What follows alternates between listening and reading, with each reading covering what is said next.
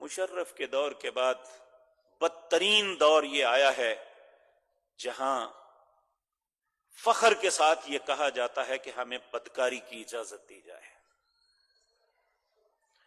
اور میرے بھائیو، آج سے پہلے یہ خباثت نہیں آئی تھی جو اس دفعہ آئی ہے.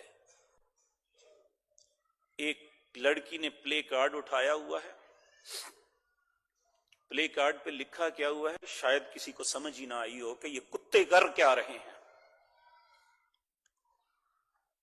اس پہ لکھا ہوا ہے کہ میری عمر 9 سال تھی، مجھے خاموش کروا دیا گیا اور مجھے ایک 50 سالہ کے ساتھ بیاہ دیا گیا، اور میری آواز آج تک خاموش ہے اور اس کی آواز مسجدوں میں گونجتی ہے. 9 سال کی اماں عائشہ تھی، 50 سال کے رسول اللہ تھے. اس ملک کے اندر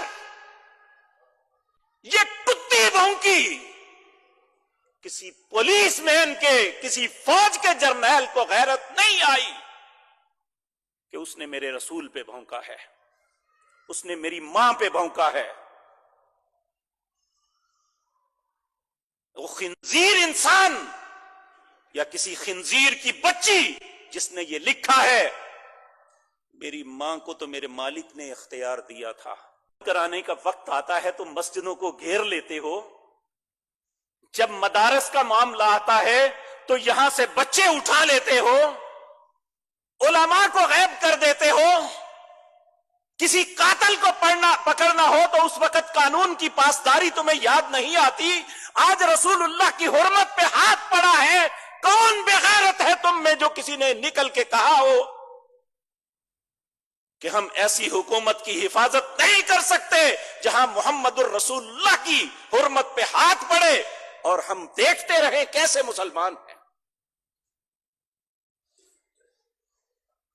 اور پھر جو نعرے لگائے گئے اس میں کہا اللہ کو بتا دو آزادی، رسول کو بتا دو آزادی، اور پولیس کے 7-7 فٹ کے بے غیرت سامنے کھڑے یہ سب کچھ سن رہے تھے.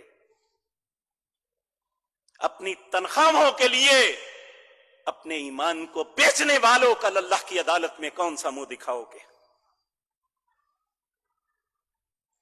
آج اگر ان کے خلاف کوئی بات کرتا ہے تو فوراً اس پہ پرچہ ہو جاتا ہے. جاؤ 2 پرچے مارو گولیاں.